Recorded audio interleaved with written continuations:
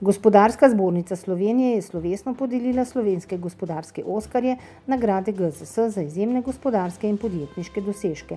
Letos so to prestižno priznanje prejeli Borut Triplat, Omko Feniks Slovenija, Alen Šinko Kovis, Sonja Šinigoj Saop, dr. Jožica Rejec Domel, Miran Rauter Hermi, Andrej Poklič GKN Driveline Slovenija ter Marjan Batagel Postojnska jama, ki je kot prvi to nagrado prejel že drugič v karieri. Vsakdo med njimi ima svoje formule uspeha, ki jo nenehno prilagaja razmeram na trgu. Člani predsedstva GZS so na srečanju s finančnim ministrom dr. Dušanom Mramorjem izmenjali mnenje o davčni problematiki. Na drugi strani smo iskali možne vire za pokrivanje teh davčnih razbremenitev in določeni viri so se izpostavili. GZS, Zbornica za gradbeništvo in industrijo gradbenega materiala, je predsednika vlade pozvala, naj ustavi proces spreminjanja gradbene zakonodaje in ga vrne v okvire celotne gradbene stroke in gospodarstva. V panogi, ki je zahtevna, obenem pa tudi zelo velika, so tveganja za delovanje vseh udeležencev izjemno visoka in želeli smo, da zakon prispeva k temu, da se ta tveganja zmanjša. Če Slovenija ne bo zaščitila svojih pravic, ki izhajajo iz vpisa njenih radijskih frekvenc v mednarodni register, je ogrožen obstoj slovenskih radijskih postaj na Primorskem, so na novinarski konferenci poudarili člani GZS medijske zbornice, ki od vlade.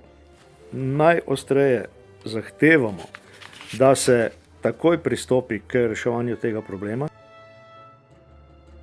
GZS je obiskal guverner Vologdske oblasti v Rusiji. Spremljala ga je manjša gospodarska delegacija z področja gozdarstva, lesarstva, kemije, gradbeništva in informacijske tehnologije, ki se je srečala s predstavniki slovenskih podjetij.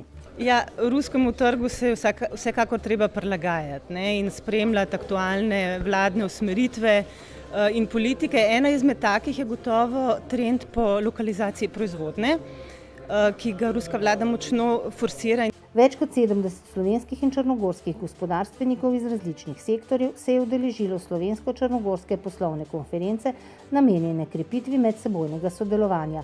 Plenarnemu delu so sledili bilateralni razgovori med poslovneži iz obeh držav.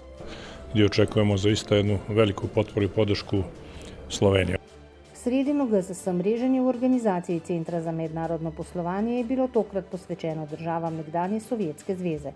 14 strokovnjakov in poslovnežev je zainteresiranim slovenskim gospodarstvenikom v obliki individualnih srečanj posredovalo vrsto konkretnih informacij za uspešno poslovanje z omenjenimi trgi. Jaz predvsem vidim lepe možnosti za to sodelovanje na energetskem področju, recimo pri izgradnji nekih energetskih objektov, predvsem hidroelektran. Stalna arbitraža pri Gospodarski zbornici Slovenije in Uncitral sta na GZS organizirala mednarodno konferenco o reševanju sporov, na kateri je sodelovala vrsta uglednih strokovnjakov. Mi želimo, in to je za Slovenijo zelo pomembno, da postanemo del globalnega arbitražnega trga. Na aktualnem izobraževalnem seminarju z naslovom Kreativnost se lahko zgodi tudi vam, če si le želite, so strokovnjaki predstavili tehnike generiranja idej, dizajnersko razmišljanje ter kreativno poslovno pisanje. Moramo se naučiti nenehno izmišljati nove ideje za nove izdelke, nove storitve, nove postopke, nove modele, nove načine. Na GZS so bili prvič podeljeni mavrični pokali zdravja. Prejeli so jih predstavniki 4 podjetij storitvenih dejavnosti, ki aktivno skrbijo za zdravje zaposlenih na delovnem mestu.